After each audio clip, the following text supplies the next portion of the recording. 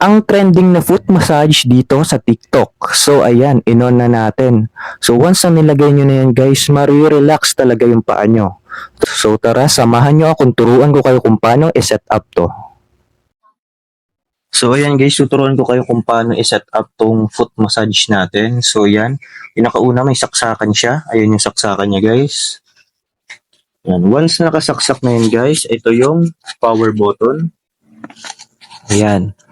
So, kung gusto mo namang i-change yung direction ng foot massager mo, pipindutin mo lang to. Ayan, nag-switch na siya, di ba? Pa-left na siya. Kung gusto mong pa-right naman, babalik yan dito.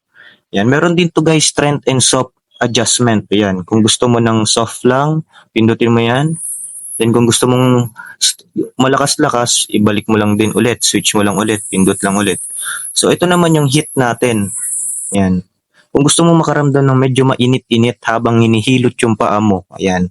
So, ayan, pindutin mo yan. So, paano ba yan guys? Enjoy ko lang tong foot massager ko. Yung mga gusto mag-check out, nandyan sa yellow basket.